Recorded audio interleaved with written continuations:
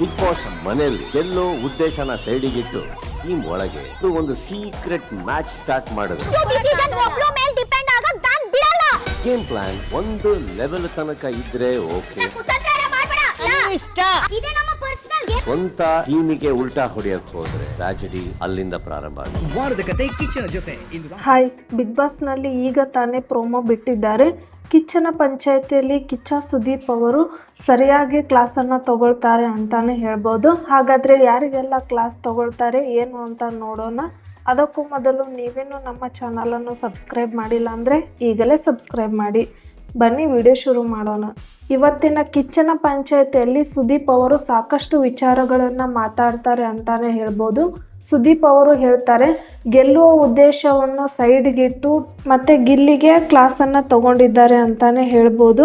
ಇಲ್ಲಿ ಈ ವಾರ ಬಿಗ್ ಬಾಸ್ ಒಂದು ಚಟುವಟಿಕೆಯನ್ನು ಕೊಟ್ಟಿರ್ತಾರೆ. ಅಂದರೆ 2 ಟೀಮ್ಗಳಾಗಿ ನಾಮಿನೇಟ್ ಆಗದಿರುವ ತಂಡ ಬೇರೆ, ನಾಮಿನೇಟ್ ಆಗಿರುವ ತಂಡ ಬೇರೆ ಅಂತ 2 ತಂಡಗಳು ಏನಿತ್ತು, ಹೆಚ್ಚು ಟಾಸ್ಕ್ಗಳಿಂದ ಗೆದ್ದಿರುವಂತಹ ತಂಡ ನಾಮಿನೇಟ್ ಆಗಿದ್ದ ತಂಡ. ನಾಮಿನೇಟ್ ಆಗಿರುವ ತಂಡ ಏನಿದೆ, ಬಿಗ್ ಬಾಸ್ ಕೊಟ್ಟಿರುವಂತಹ ಒಂದು ಅವಕಾಶ ಏನಿದೆ ಅಂದ್ರೆ ನಾಮಿನೇಟ್ ಆಗಿರುವ ತಂಡದಿಂದ ಒಬ್ಬರನ್ನ ಸೇವ್ ಮಾಡಬೇಕು. ಹಾಗೆ ನಾಮಿನೇಟ್ ಆಗದಿರುವ ತಂಡದಿಂದ ಒಬ್ಬರನ್ನು ನಾಮಿನೇಟ್ ಮಾಡಬೇಕು. ಒಮ್ಮತದಿಂದ ಎಲ್ಲರೂ ಚರ್ಚಿಸಿ ಆಯ್ಕೆ ಮಾಡಿ ಅಂತ ಹೇಳಿದಾಗ ಗಿಲ್ಲಿ ಅವರು ರಕ್ಷಿತಾಗೆ ಹಿಂದುಗಡೆಯಿಂದ ನೀನು ಈ ರೀತಿ ಮಾಡು ಅಂತ ಬ್ಯಾಕಪ್ ಪ್ಲಾನ್ ಹೇಳ್ಕೊಡ್ತಾರೆ. ಮತ್ತೆ ಗೆದ್ದಂತಹ ತಂಡಗಳಲ್ಲಿ ಒಮ್ಮತ ಇಲ್ಲದೆ ಇರೋ ತಪ್ಪು ಇದೆಲ್ಲದರ ಬಗ್ಗೆ ಕಿಚ್ಚನ ಪಂಚಾಯತಿಯಲ್ಲಿ ಎಲ್ಲವನ್ನು ಕೂಲಂಕುಷವಾಗಿ ಎಲ್ಲದರ ಬಗ್ಗೆ ಮಾತಾಡ್ತಾರೆ ಅಂತ ಹೇಳ್ಬೋದು. ಹಾಗೆ ಮತ್ತೊಂದು ಟಾಪಿಕ್ ಚರ್ಚೆ ಆಗಬೇಕು. ಜಾನ್ವಿ ಅವರು ಒಂದು ಮಾತು ಹೇಳ್ತಾರೆ.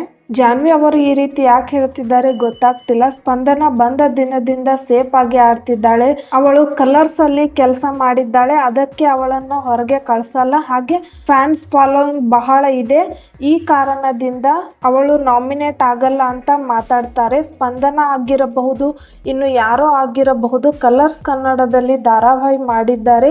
ಅವರಿಗೆ ಕಲರ್ಸ್ ಕಡೆಯಿಂದ ಅವರಿಗೆ ಬ್ಯಾಕಪ್ ಕೊಡ್ತಾರೆ ಮತ್ತು ಅವರನ್ನು ಅಷ್ಟು ಸುಲಭವಾಗಿ ಅವರನ್ನು ನಾಮಿನೇಟ್ ಮಾಡೋದಿಲ್ಲ. ಯಾಕಂದ್ರೆ ಇದು ಎಲ್ಲ ಕಡೆ ಇದೇ ರೀತಿ ನಡೆಯುತ್ತೆ ಅಂತ ಜಾನ್ವಿ ಅವರು ಮಾತಾಡ್ತಾರೆ. ಈ ಹೇಳಿಕೆಯಿಂದ ಬಿಗ್ ಬಾಸ್ ಸ್ಪರ್ಧಿಗಳು ಕೋಪಗೊಂಡಿದ್ದಾರೆ. ಆದ್ದರಿಂದ ಕಿಚ್ಚ ಸುದೀಪ್ ಅವರು ಇದರ ಬಗ್ಗೆ ಮಾತಾಡ್ತಾರೆ ಇಲ್ವೋ, ಮತ್ತೆ ಬೇರೆ ವಿಚಾರಗಳನ್ನು ಮಾತಾಡ್ತಾರೆ ಅಂತ ಕಾದು ನೋಡೋಣ. ಹಾಗೆ ಈ ವಾರ ಕಿಚ್ಚನ ಚಪ್ಪಾಳೆ ಅಶ್ವಿನಿ ಅವರಿಗೆ ಸಿಕ್ಕಿದೆ ಅಂತ ಕೆಲವು ಕಡೆ ಮಾಹಿತಿ ಇದೆ. ಈ ವಾರ ಅವರು ಅಶ್ವಿನಿ ಗೌಡ ಅವರು ಎಲ್ಲೂ ಕೂಡ ಜಗಳ ಮಾಡಿಲ್ಲ, ಮತ್ತೆ ತಮ್ಮ ಟೀಮ್ ಬ್ಯಾಲೆನ್ಸ್ ಕೂಡ ಮಾಡೋದ್ರಲ್ಲಿ ಎಲ್ಲ ರೀತಿ ಅವರು ಚೆನ್ನಾಗೇ ಮಾಡಿದ್ರು. ಅವರು ಎಲ್ಲ ರೀತಿಯಲ್ಲೂ ಅವರು ಟ್ರೈ ಮಾಡಿದ್ರು. ಈ ಕಾರಣದಿಂದ ಸುದೀಪ್ ಅವರು ಅಶ್ವಿನಿ ಗೌಡ ಅವರಿಗೆ ಕಿಚ್ಚನ ಚಪ್ಪಾಳೆ ಸಿಕ್ಕಿರಬಹುದು ಅಂತ ಹೇಳಲಾಗ್ತಿದೆ.